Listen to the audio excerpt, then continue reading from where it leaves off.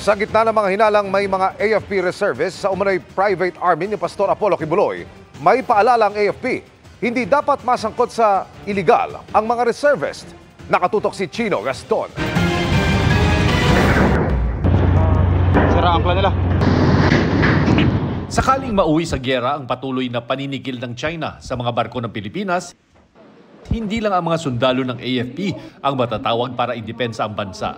Sasanib sa tinatayang 150,000 na puwersa ng militar ang mga reservists o mga sibilyang nakapagsanay sa military training at bahagi ng AFP Reserve Command.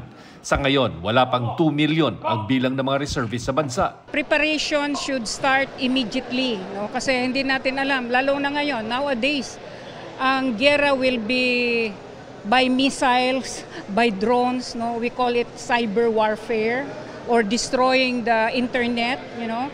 Kaya kailangan i-recruit din natin yung mga internet specialists. Ang 52 anyos na nurse na si Merjane de Guzman kasama sa mga nagpa-enlist sa AFP Reserve Command recruitment na isinagawa kanina sa San Juan.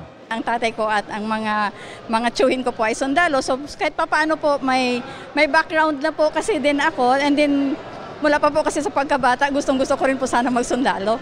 Bukod sa kanya, nagpa-enlist din ang ilang opisyal ng LGU.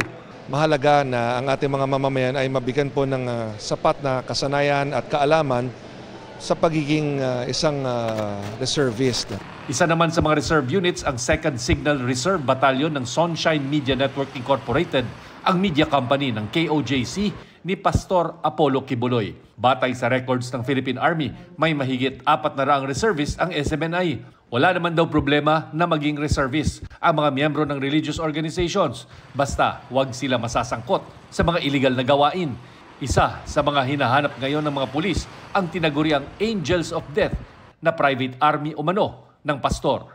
Once na meron ng investigation, once na ma-finalize na lang yung report and identify talaga nila na reservist involved in illegal activities, the Philippine Army can recommend na pwede siyang patanggal natin siya sa roster ng reserve force. Itinanggi na ng abogado ni Kibuloy na meron itong private army.